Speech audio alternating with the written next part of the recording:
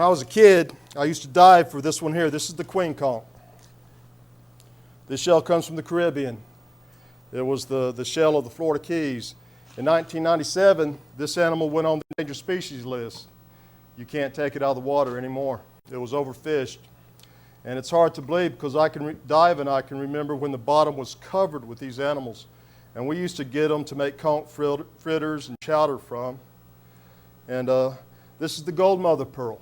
This is the gold mother pearl polished, and this is what it looks like in the rough. When all the bark's removed, you get down to the color.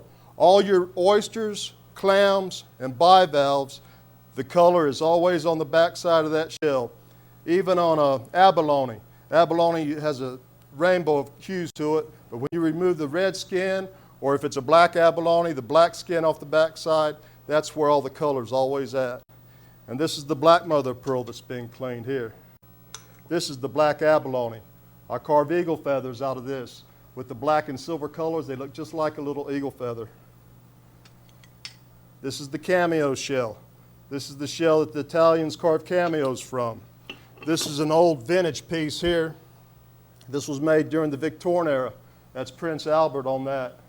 My kids found this at the dump years ago.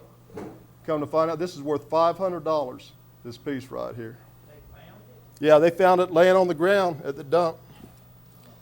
This is a imperial conch. This comes from the Caribbean. The Taino, the Arawak, and the Carib people use this as a trumpet. This piece here is cut off, and a horn's made out of this. In some of the sites in Florida, this shell has been found. This is the horse conch. This is the Florida State shell right here. This animal was probably a couple hundred years old to get this size. The largest conch that I've ever carved was almost twice this size. And I made a trumpet out of it, and I carved the whole piece. But you also see the black coral. This black coral comes off the coast of Veracruz, and it's only found in real deep water, anywhere from 100 to 200 feet deep. You have, these are some of the freshwater mussels that we're using for class. These polish up real nice, and when you're first starting with shell carving, I would suggest that this is the shell that you first start out with. The freshwater mussels, they're real soft and they carve really nice. This is the quahog. This is what the wampum is made from. This is probably the hardest shell there is that I know of. And this is probably one of the most toxic shells. This is the shell you don't want to breathe any of it. You don't even want to get it in your eyes. You don't want to get the slur on your skin. It absorbs right into your skin. So you have to really be careful working this shell. And I think this is probably one of the most valued shells of the Americas is this one right here. Where is it found? It's from Maine to Florida on the East Coast. The largest collection of wampum found in the world is at Harvard University. They accepted wampum from the native students to pay college tuition. This is the melon shell here. In Papua New Guinea, these shells get 5 times this size.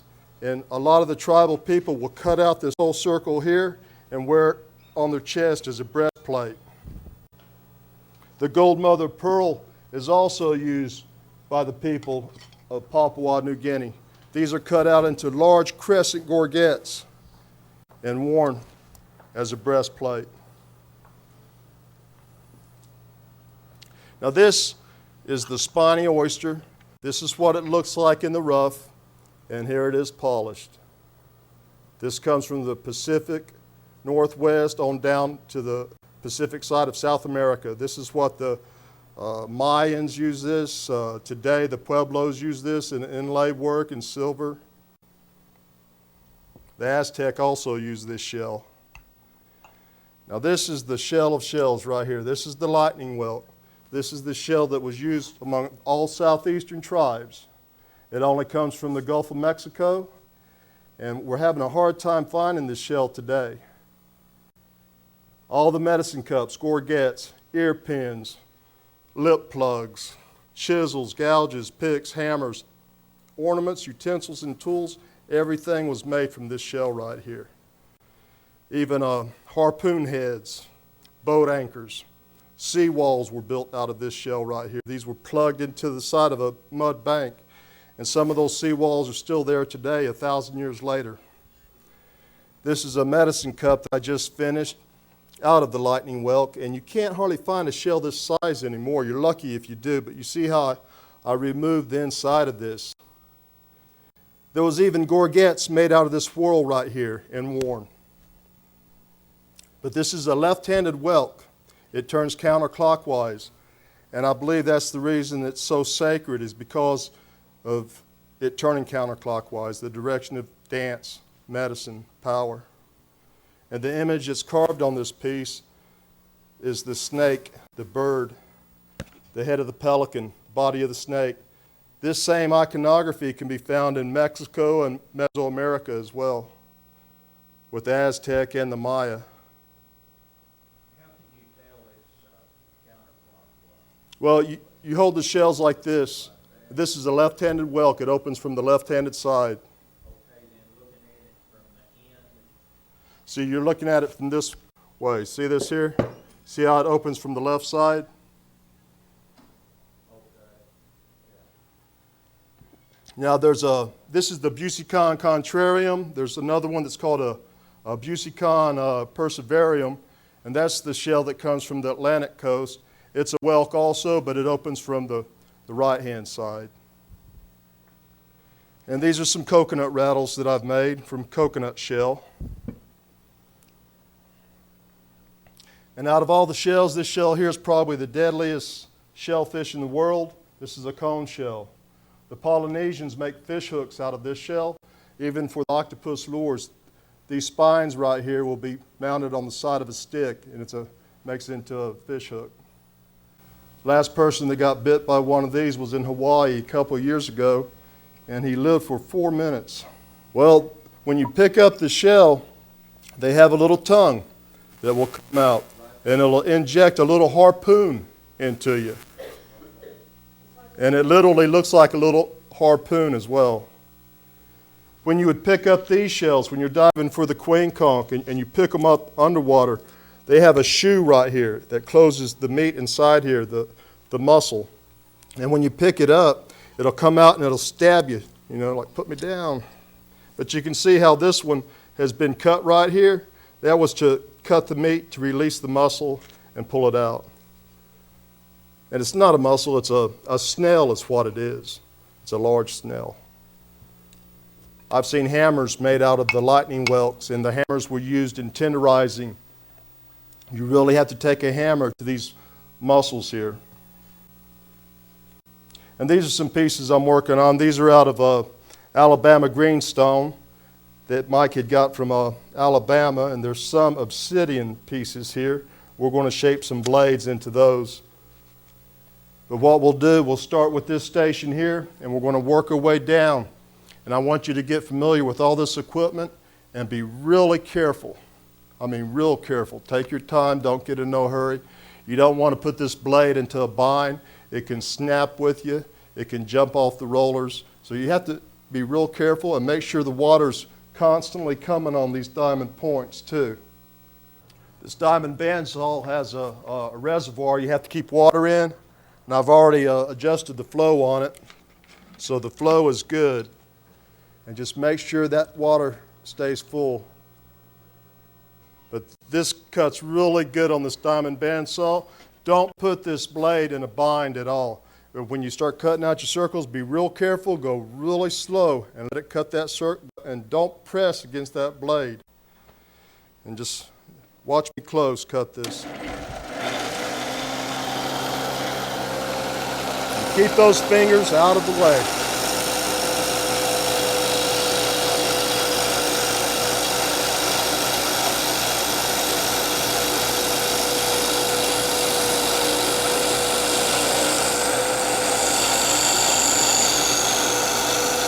Okay, you see these are going to be earrings.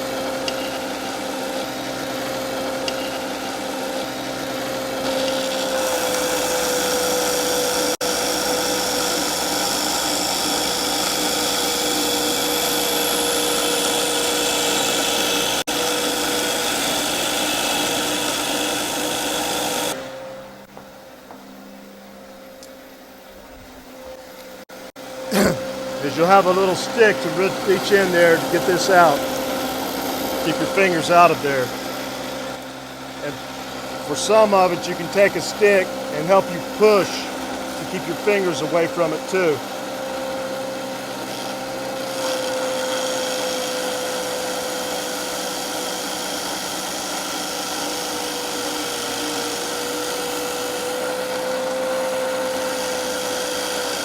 Now while you're holding on to this, if you should let it go, it's going to throw that blade into a bind. I've already done that. And it'll throw the blade off, it can snap it, so be careful.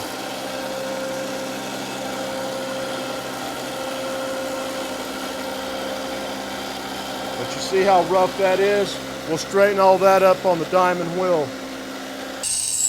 Now this tool here is one of my favorites. This is the only tool that I have at home, lapidary tool that is. But you have two diamond wheels. You have a rough wheel and a fine diamond wheel. And I've got the rough wheel on here right now to dress up some of the edges of these shell pieces that I'm working on here. You'll see some of these earrings might be a little too thick, so we'll remove some more off the back side of them. This is pretty thick right here. Just be really careful. Don't let your hand get caught on this wheel. Take off a piece at a time. Don't want to take off too much.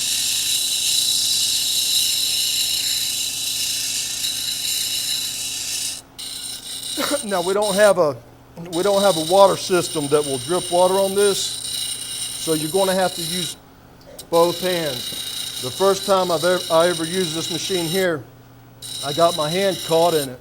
So keep your hands away from this wheel, keep your clothes away from it.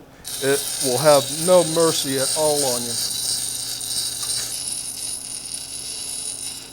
You see how I'm rolling it with my hands here? I'll take my finger and grab it, or you can just do it like this. Just keep plenty of water on there. Be very careful. And don't let your shell get so wet, and it'll get real slick once it gets covered with powder and dust. So be careful that it doesn't get slick and shoot out of your hands. And this unit also has a little chop saw. This is a diamond chop saw that can be put on this. This is for just chopping. You can't cut in circles like you can with the diamond band saw. And it also has a polisher that can be affixed to the end of it. And you can do some fine polishing. With these syringes right here, they have a diamond compound in them. And the higher the number, the finer the grit. So what you would do is start with the less number, then work your way up to a fine number to put a glass mirror polish to the piece. Yeah, you put a felt disc on this pad right here, and then you put some of that compound on there, and that's how that's polished. To give you an example, this is a piece. Yeah, and there's a compound here that you have to mix with it too. It's a liquid diamond compound that you pour a little bit of it in a syringe and just stir it up a little bit. It's about a 50-50 mix. This is the black mother of pearl. This shell comes from Tahiti. These come from the pearl farms. I have polished half of this. And look at the color that's in that shell. It is absolutely beautiful. No other shell can touch this one. This is the shell of shells right here. You get a cameo effect from this shell, the 2 layers of color. It is a beautiful shell. And on the felt wheel, you'll start off with the brown stick. This is a brown compound. It's a heavier grit. And from that, you'll go to the red compound. And all you do is just touch a little bit on there. That's all you need to do. Then a little bit of red. Then we'll take one of these that I've been. Okay, now you see that? See how the edges have been ground down and how white it is? I'm going to polish this. You start with the brown. You go around with the brown, and then you'll finish it up with the jeweler's compound. The red compound is the jeweler's compound.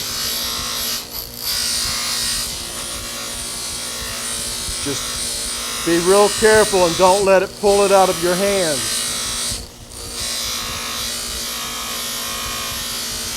Otherwise, Jared's going to have to duck. a little cute little.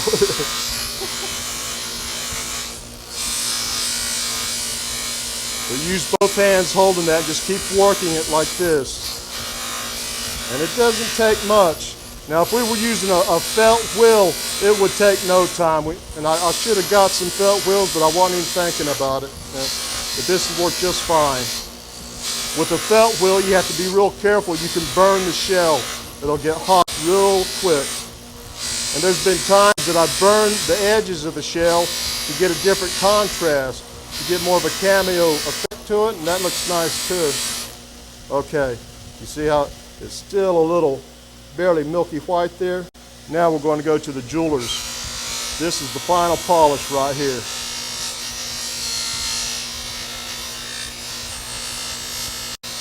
This shell, it's so soft that it polishes real quick. And you just have to keep working it. And just be careful that it doesn't pull it out of your hands, or you get your hand caught in this wheel, so be real careful.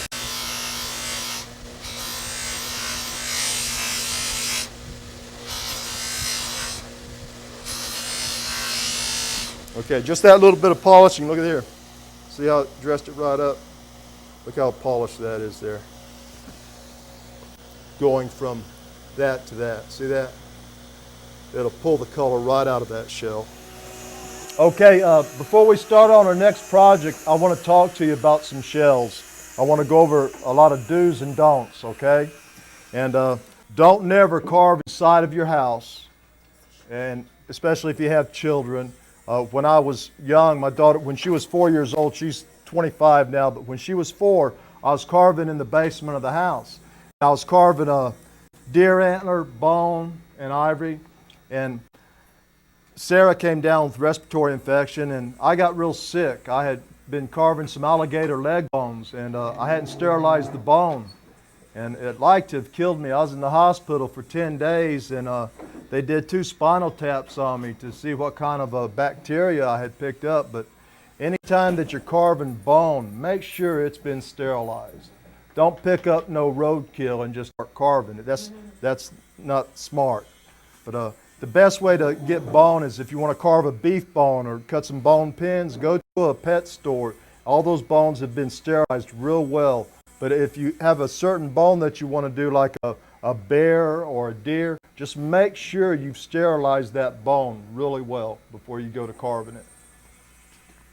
And in these shells, this is a little purple river mussel. You see the skin on the back side of this shell. This is like a neurotoxin. You don't want to breathe this material. Anytime we grind it, we use a diamond wet saw. Around the turn of the century, there were some chemists and some marine biologists have gotten together, and they were going to try and come up with a paint that they could paint the bottom of boats with, that barnacles wouldn't attach yourself to, and this is the material that they started to use.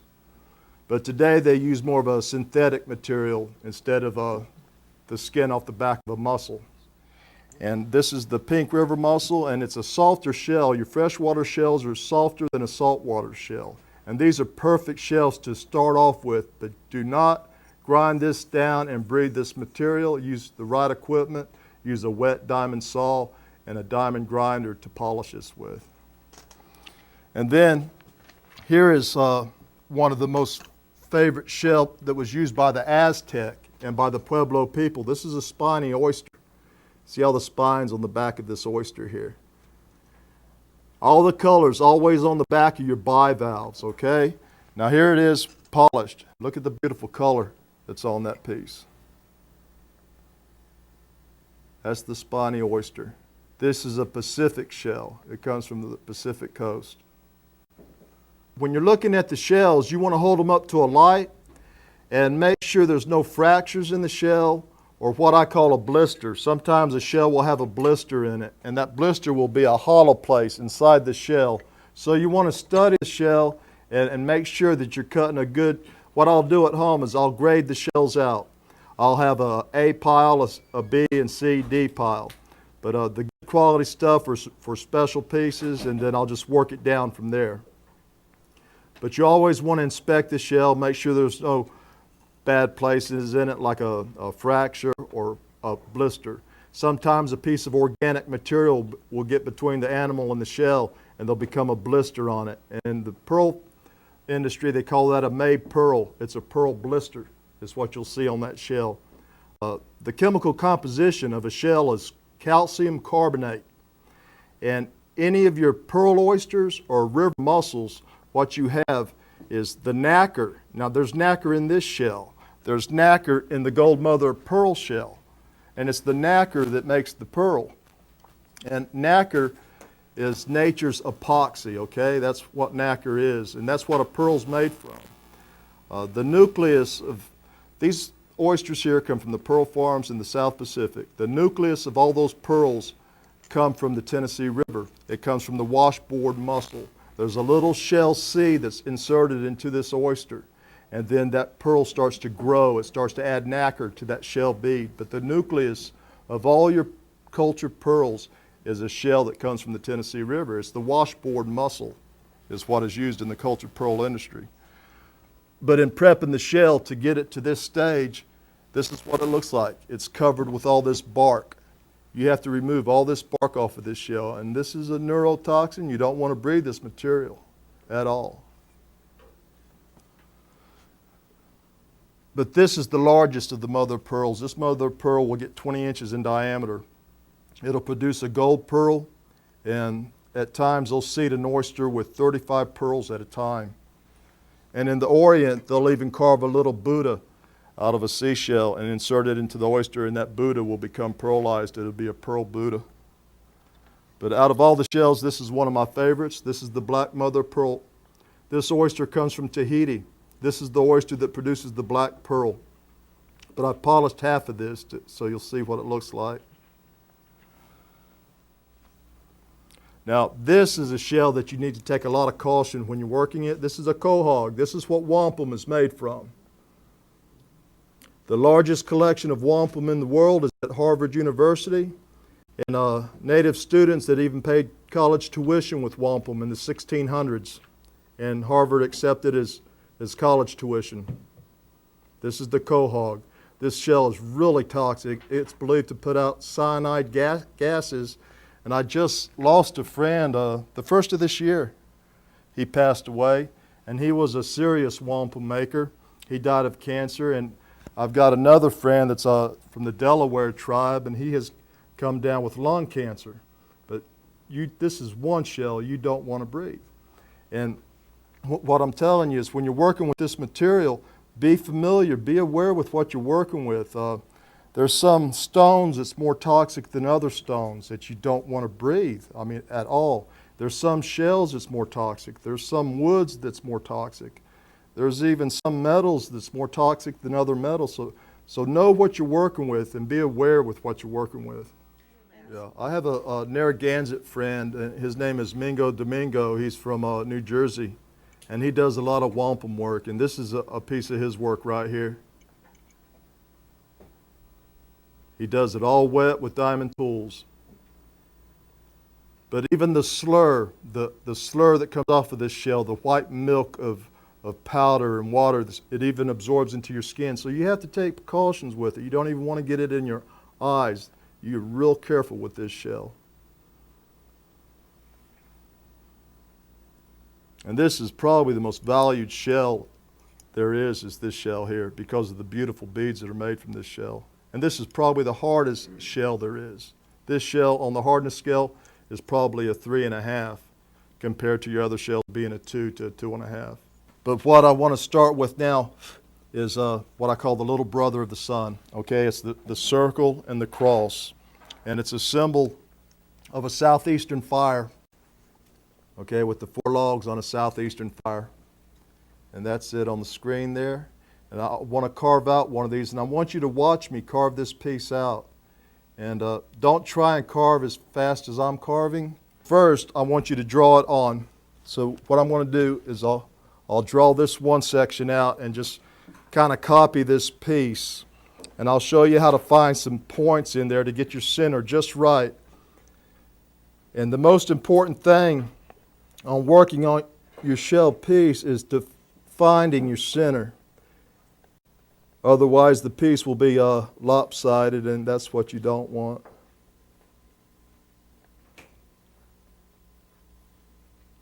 but you have a template on the table, you might want to use that template to go ahead and get your circle on your shell.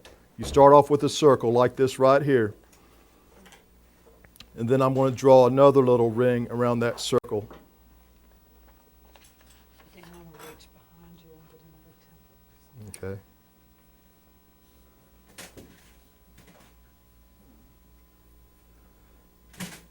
But there's ways to be consistent with your designs when you're doing your borders and all by just making a mark and dancing around the shell. And it's kind of similar to the way the potters will work a design in a place and keep working it around. You can't fix your design all at once. You've got to dance around your piece to get it balanced out just right. Now I've just put that cross there to get in these areas here, and I'll erase out the very center part, okay? Or sometimes I'll leave in that center part and I'll engrave that. It depends if that's what you want or not. But just to find my crossed out area, that's how I'll define that, is by just making a cross in the very beginning. I'm going to put the tail feathers of an anhinga in here. And right here, is that showing up on the screen over there, Jared? Okay. All right.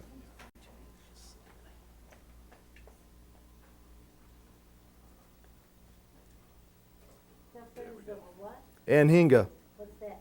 It's a water bird, and she's also known as the water turkey, the snake bird.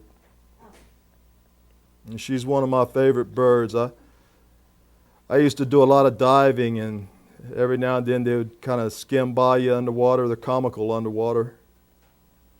But you've probably seen pictures of them drying their wings out. When they're observed in the rivers, they look like a snake because all you can see is their head sticking up out of the water. They don't have any oil in the feathers, and their body kind of sinks. So that's how they get the name snake bird. But they also play a big role in the creation story among the Seminole, Mvskoke. Now after I've done that, see what I'm going to do? I'm going to scallop these edges. These are going to be feathers, all right? So I'll scallop the bottom area just like that. All that's going to be carved out.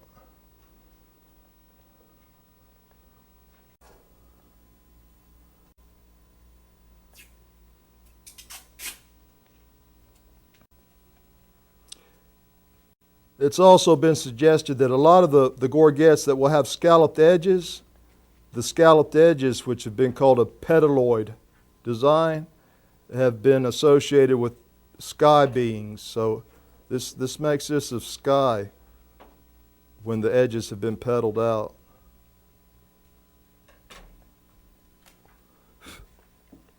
Now to get my borders, I'm going to get 16. I'm going to go with 16 on this. And you see it in a lot of pieces. The 16, 8, and 4 is pretty consistent. So I'll go around to all 4 points like that, then come back and get center point, and then there, and there. And when you're done, you have 16 points. You have 16 petals on this. Most of the stone discs that come out of Moundville, you count them. They have 16 points on them. Rarely you'll see some that have 17, but it's usually 16 points. Okay. Now the way this is going to be strung, I'm going to put a hole right here and right here. Okay, now it's all balanced out. I know exactly how it's going to be. The holes will be the last piece that I put in there. That'll be done with a different burr. It's done with your round burr, not your engraving burr. You don't drill with that. Now what I'm going to do, I'm going to go ahead and real quick cut this out. But just watch how I use the burr. And then just give me about 15 minutes on this and watch me cut this piece, and then you can go with yours.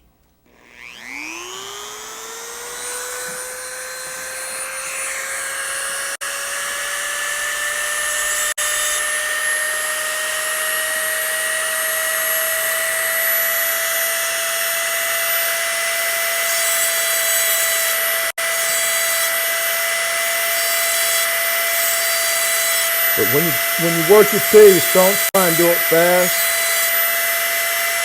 Take your time. You don't have to finish it today.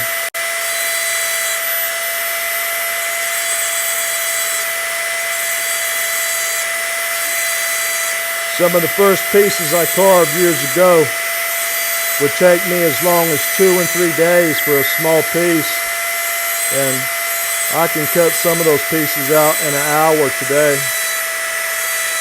But that's 500 pieces later.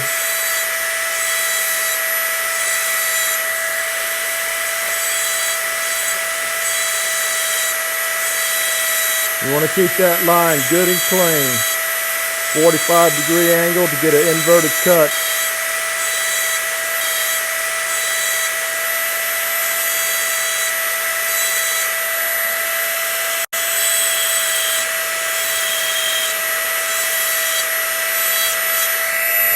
Now I've got my circle. I'm going to scallop this piece on out.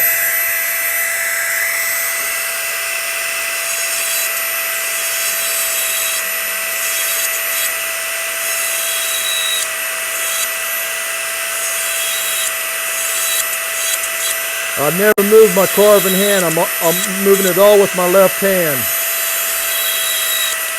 And if you're left-handed, move it all with your right hand. See what I'm doing there?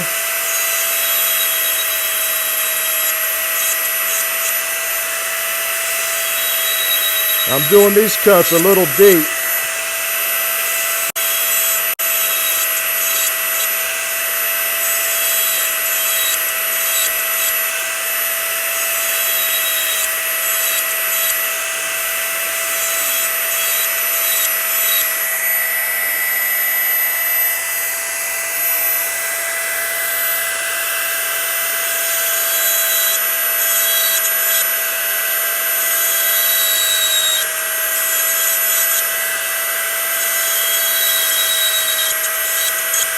And when you go back to the edge, and I'll scar this edge, don't be worried about going into your block, just go on into it. But all you have to do is hit it a couple times to get some depth in the edge of this piece, to make it pronounced.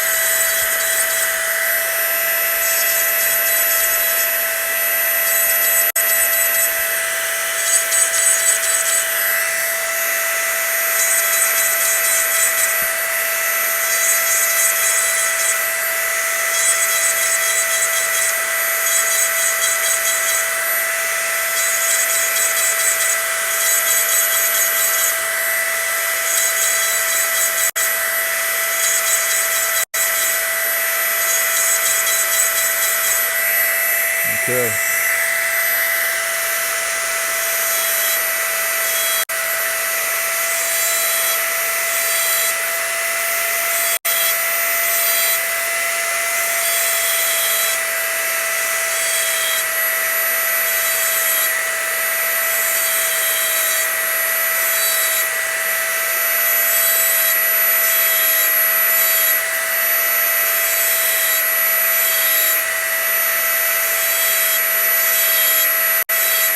There's about 100 different ways this symbol can be presented. And when I see all these different symbols, these fire symbols and sun symbols, I'm quite sure they came from different towns, that each fire symbol represented a different community.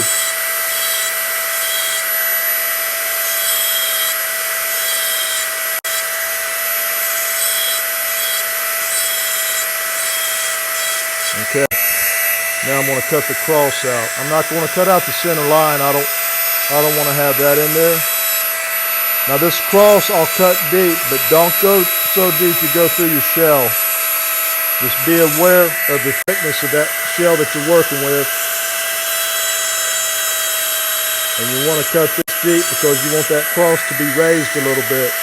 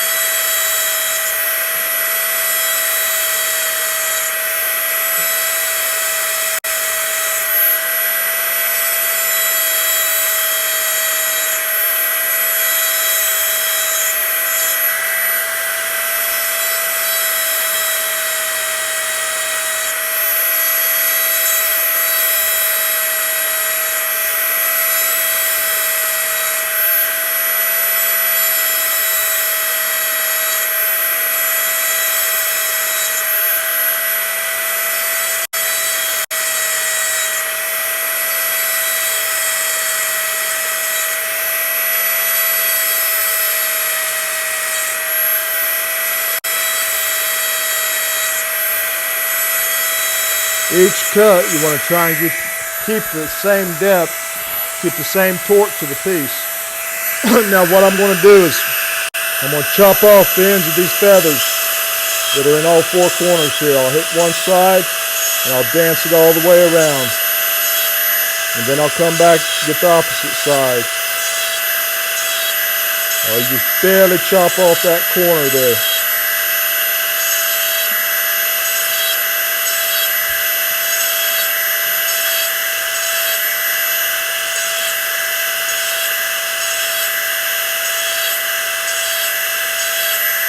Just barely touch it. Now I'll get the other side.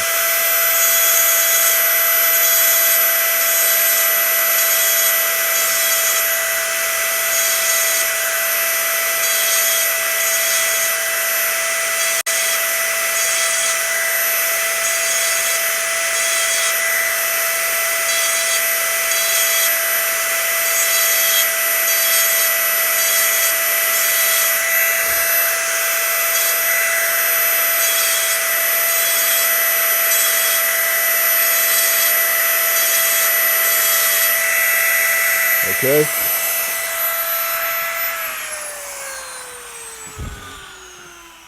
And when you finally finish up the piece, what we'll do is come back. When you finally finish up this piece, we'll come back with a fine steel wool. Now there's still a lot of work I have to do on this, but this is enough to get you started on this project right here. And this steel wool will dress up your piece, and all you really have to do is when you're polishing this shell work, you want to polish your shell piece before you engrave it. If you polish it afterwards, you're going to get your polishing compound all down into the cracks, and it's going to take you a day to get it all cleaned out. So it's best to work backwards with that. You polish it first, and all these discs we've already prepped for you, so they're all ready to engrave. So but you see this piece here. There's still a little bit of work that can be done on that. We can feather it out, make some feathers in the center. We can even block out some little beads in the cross, scallop some little beads on the side. We can even cross hatch some of these petals. But while you're working on this, I'm going to come back and put some more fine detail in this, and occasionally just look up and you can see what I'm doing. But go ahead and get started on your cross. And one thing I want to really touch on first thing this morning is the lightning whelk. We didn't cover all this yesterday. Why this shell is so important, and it's because it turns counterclockwise. It's the same direction of dance, the same direction of power, the same direction as a tornado, a hurricane, the same direction that a beam grows around the post. This is the direction of power. And that's why this shell was so sacred in the past and is so sacred today. And even the Hindu and the people of Nepal even use this same shell. It's sacred to them as well. They have a shank whelk, but it's a left-handed whelk as well, and they use it for a trumpet in their ceremonies. But all the things that this is made from, I had to write them down this morning to remember it all. Out of the tools, there's weights, fish hooks, lures, fish net gouges, fish weights, net weights, gaming disc, scrapers, knives, ladles, bailers to bail out a canoe. Seawalls were even made from this shell by the Calusa. There was miles of canals that were dug by the Calusa in South Florida. And the banks of the canals, these were pressed into the banks, and they're just lined with these lightning whelks. And some of those seawalls are still here today, and this is 1,000 years later. But knives, bailers, those seawalls, even timber for pottery was made from the shell. And the Calusa Tequista, lightning whelk, ornaments, utensils, tools, hammers, woodworking tools, chisels. And you really need to, let's take some notes too, because that's another requirement. So if you'd like to borrow my papers later, they'll be sitting on the desk here.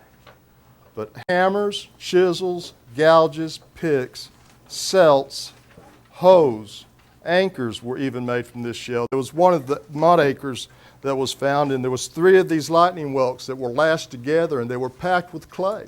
And it was literally a mud anchor that had been used. But adze were made from this. Plummets. And in the ornaments, there's gorgets, shell mask, ear pins, ear spools, lip and cheek plugs, beads the size of walnuts to the size of a match head. And from the columella, this is the columella, this cylinder, this core that runs through this shell. It's a spiral. It's a solid piece, and it's called the columella. From that cylinder, beads and ear pins were made, and wampum. But as far as the utensils, there were spoons, cups, ladles, bowls, dippers, and medicine cups that were made from this shell. And I'm sure there's still some more pieces I hadn't even thought of. But I just want you to understand how important this shell is. It was used for everything. This is an illustration that Dean Quigley did for the Tunica Biloxi tribe in Marksville, Louisiana. And what it depicts is a shell workshop. The shell's being brought up the Mississippi River and being worked on site. But everything they're wearing, the ear pins, the hair beads, the gorgets, beads, cups that you see over here, it's all made from that shell. Years ago, about 16 years ago, I drove to Guatemala just to compare the iconography of Mesoamerica with the Southeastern Ceremonial Complex. And it's just not similar, but it's the same stuff. You have the winged serpent with the head of the jaguar. That same image is found on medicine cups out of Spiro, Oklahoma. We went to, my brother and I went to Teotihuacan out of Mexico City. And the Temple of the Dead and the Temple of the Sun and Moon out of Mexico City, I was just amazed at the same iconography from there is in Oklahoma, in the Southeastern Ceremonial Complex. And then we're going back to, with some of the paperwork I had to pass out this morning, it'll be on the Swift Creek culture, but I want you to see some of these pots from the Swift Creek pottery stamp designs and how they evolved, and you can literally see the same designs in the engravings from Spiro, Oklahoma. It's the same work. It's just an evolution of that work. You're looking at a period of 1,500 years, and it's just been changed a little bit. But as we were driving to Guatemala, I spent a lot of time with the jade carvers. In fact, once we got back home, I flew back to Guatemala for a month to spend time with the jade carvers. And I learned a lot about jade, how it's 2 points harder than steel. If you take a gemstone quality jade, and if you can scratch it with a pocket knife, it's not gemstone quality at all. All it does is just leave a pencil mark and you can rub it off. But Chinese are even coming into Guatemala today to take it back to China, and then they're as valuable as Burmese jade, and they're having a hard time getting the Burmese jade. You see this pot right here. This is from a Swift Creek pottery stamp design. This is a medicine pot that you're looking at right here. And this centerpiece with the eyes, this is a stylized pot. But there's several of the images that are stylized pots, but this one in particular can be seen at Spiro. And I have the shell piece over there on the table. You see that pot there? That's a stylized pot from the Swift Creek culture, and you can just compare a lot of these designs, and there's some that are more pronounced that even have the little circles on the sides there. But I just wanted to show you that. But looking at some of these pieces, they show evidence of insects, moths, spiders. But one thing about this culture too, which I love, I think it ought to be called the Big Eye Society, because a lot of the imagery, even the bird stones that came from this culture, were big pop-eyed birds, and the birds' eyes would bulge out. And when we look, there's been so much debate on, well, what were they? And I think that some of those bird stones were used on the top of flutes. I believe that some of them were probably the banner stone for atlatls. And I hear scholars will say that, well, this banner stone that went on an atlatl is for the counterweight, and they get into mathematics. But I honestly believe that they were literally charm stones, and they had more of a magic preference to them than what science is showing today. And even the two holes in an atlatl. Anthropologists have stated how the fingers would go in those holes. You can look at, there's one piece of engraving from Spiro, Oklahoma that shows an atlatl.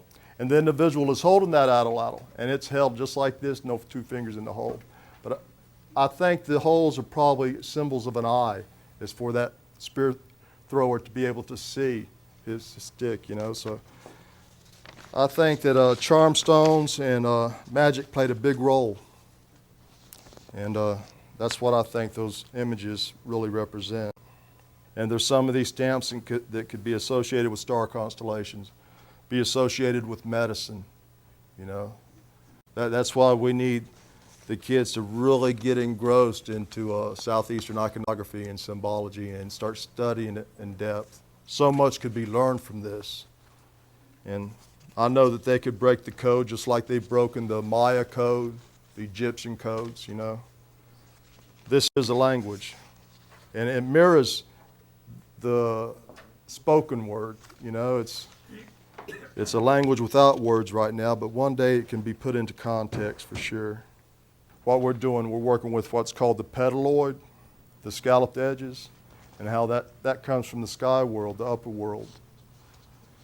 But getting into some of the Birdman characters, we were talking with Norma earlier about how when you look at some of these images, there's one thing I like to go into is when you're looking at some of these images and you see how there are always two people. There's always the twins in medicine. You're looking at twins in the center. There's two people that look just alike. And there's been so much debate about what that represents. And in the old days, prophets and sages and people of medicine of old, there'd be many times that one person would be seen in two different places at the same time, working their medicine, teaching, you know, and maybe that could be what's going on here. Maybe you're looking at one person, but you're also seeing that person's mirror image as well. And so even getting into that metaphysics, what you're doing, we're touching on quantum physics and all here, and it's really amazing. And in quantum theory and quantum mechanics today, they're just now beginning to realize that they're seeing the world as the old folks saw it, that the way they have taught for 5,000 years. And it's not a new science at all. This science goes way back. And it touches right on this iconography, which is just amazing to me. There was an electromagnetic telescope that they were looking through, and they were observing protons and photons. And when these subatomic particles are being observed by the human brain, by consciousness, they start to do strange things. They know that they're being observed, see? And so what they have come to realize is they were literally observing consciousness. This electromagnetic field that's out here, okay? This is energy. This is what connects all life. And everybody is connected together. And all the old folks had always talked about how we are all connected in that web, that strand in that web of life. So it's interesting stuff. I've been reading all I can on quantum theory, mechanics, and the sciences aren't nothing like when I was going to school. It's completely changed, and every 5 years it seems to change again. But quantum, I think, is about as far, it's like it's came full circle from ancient times to now, you know. When I was in Guatemala, we were getting involved in the long count, and I want Norma to explain that to you, how it's connected with the Muscogee Creek, the same counting system, if you don't mind. This just came about as we were discussing our counting system. And when they were cracking the Maya code, the way that they cracked it was by how they had to decipher the numbers. And it has to do with a dot representing 1 and a bar representing 5. So you have dot for 1, 2 dots for 2, 3 dots for 3, 4 dots for 4, and then you get to the bar, that's 5. Then when you start for the number 6, it's a dot with a bar. 7 is 2 dots with a bar. 8 is 3 dots with a bar. 9 is 4 dots with a bar. And in the counting of the Muscogee language, we begin with Humgen, Hokgolen, Tuchinen, Osten, Chakeben. Then when you get to 6, which is actually Humgen Abogen, that's where Ebogen comes from. Gulabogen comes from Hokgolen Abogen, so that's 2 with the 5. Then Chinabogen comes from Tuchinen Abogen, and that's how we get Chinabogen. And Ostabogen, which is 9, is Osten Abogen. So that is how our number system ties in. And our people are very well affiliated with the South American Indians. And those things, those are stories that have come from way back on how our people have that affinity with the Indians of South America. When you have real elaborate work like this, the best way to do is fix you a stencil and to transfer that stencil to the shell to carve it, because it will take you all day to draw all this out. There's a lot of labor involved, and that's how I used to do it. I used to pencil it all out, and then I would get so many requests for the same piece, so I figured the best way to do that is to start stenciling it out and stencil it to the shell for pieces that I do a whole lot of. The wonderful thing about iconography too is it seems like the more time that you spend with the work, the more you'll begin to understand it, because you're literally dancing that pattern over and over and over again. So you'll become real familiar to it. And you'll see how numbers play a big role in iconography. And it's the number 2, the number 4, the number 8, and 16 play a big role in centering your piece, balancing your piece out. So you'll learn all that in the process. Draw out 4 or 6 circles and see how many different ways that you can make that design. I just want you to be aware with all the different designs that come from just that fire symbol. That symbol has probably been presented 100 different ways. And each one of those fire symbols, I'm sure, represents a different town, different family. But the first exercise, I want to do that, and then one of the designs that you have made yourself, I want you to transfer that to your shell piece.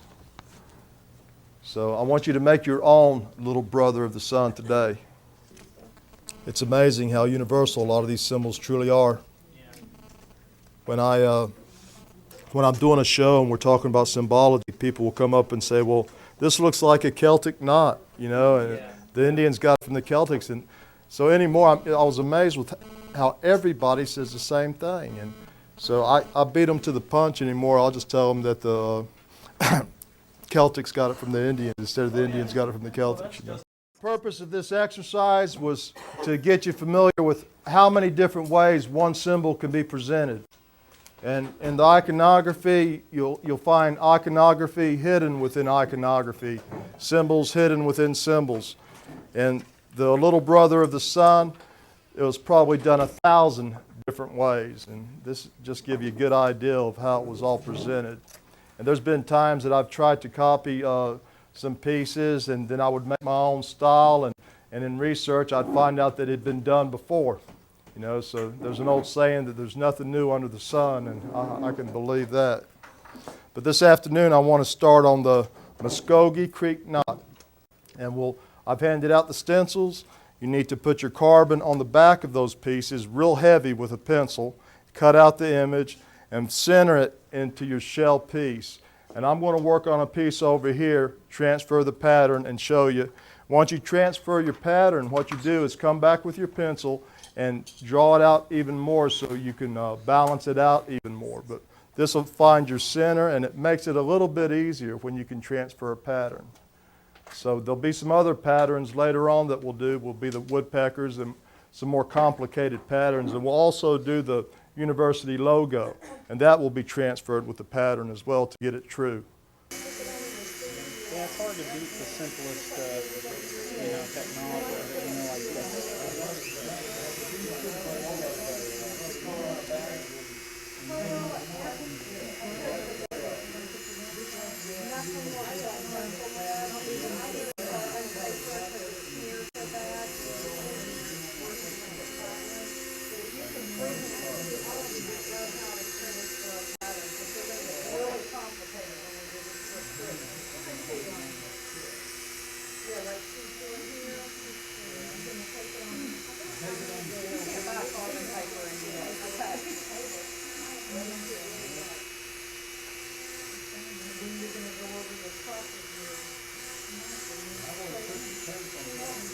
I want to scallop this with some sun rays, and I want to show you a way of doing that.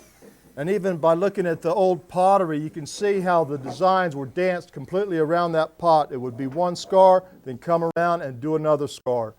But never was the whole image done at once. It was completely uniform that way. That's how it was balanced out, and I want to show you this. I'm going to put some sun rays on this piece. And this cut is just a little tiny cut like that. And I'll go all the way around it like that.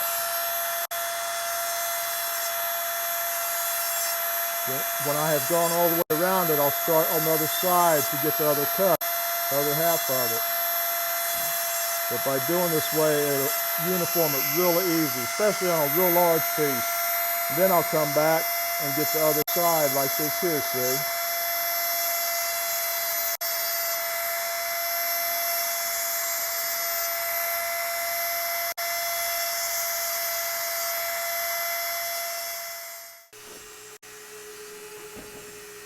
This is called dry brushing. You're just packing that paint down into the engraving. And then you'll take your paper towel and don't try and rub the paint back out of it, but just wipe it flat. And then you can watch how I take a pencil eraser to clean up the edges, but make sure that your pencil eraser doesn't go down into your cuts, or you don't want to pick up that pigment in your engraved area. And you'll get a lot of eraser shavings, and what you want to do with that eraser is when you're trying to pick up the pigment is to take your eraser and clean the paint off of it so you don't just keep smudging it with paint. Keep your eraser real clean with paint. Keep it off of it.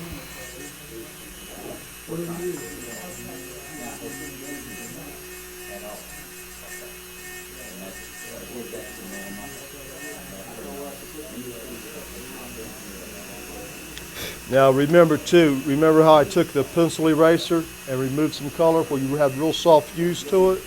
You might want to go around the border and just leave this character in the center dark. But you might want to just go around and remove all that. Be careful you don't get down into the lines. With your pencil eraser, you want to keep it flat. Just get the surface.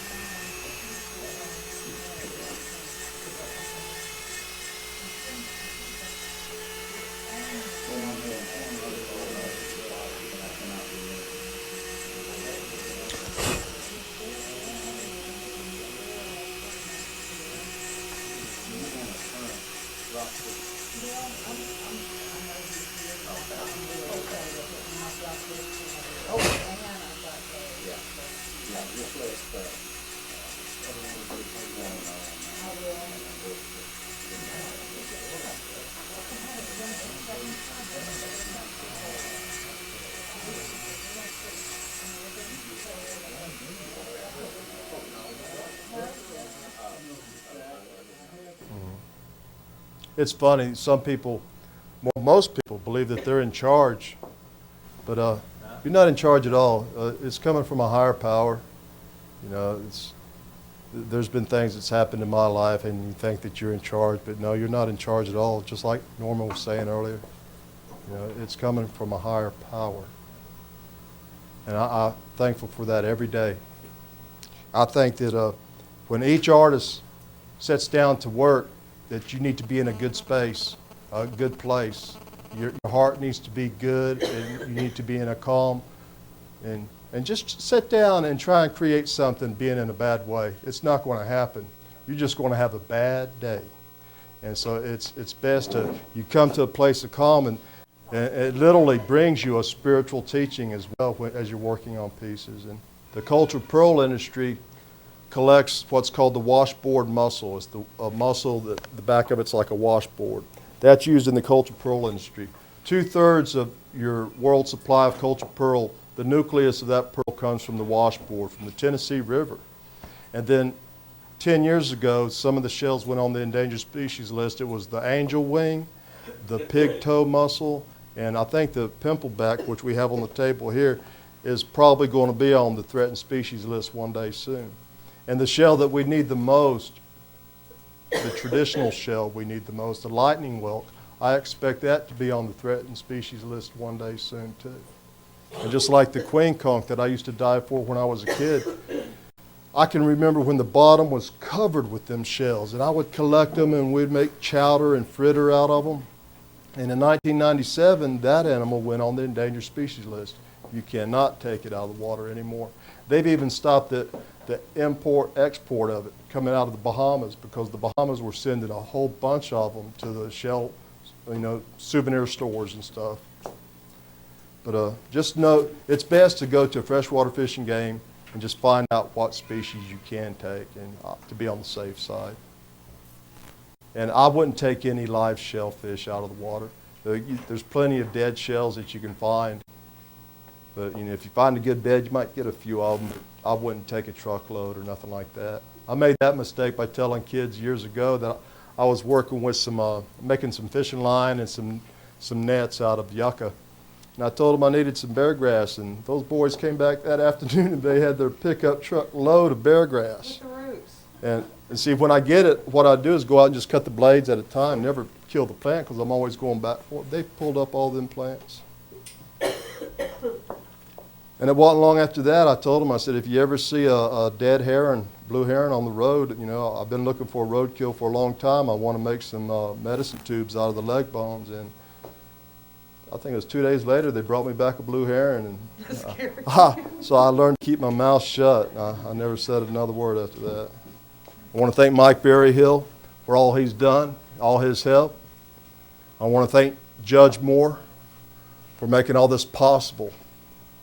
I want to thank Jared for all the work that he's done, Norma for all the help she's done, and every one of you for all the help and enthusiasm and the love. And just remember that when you're observing this work, you're observing the consciousness of old.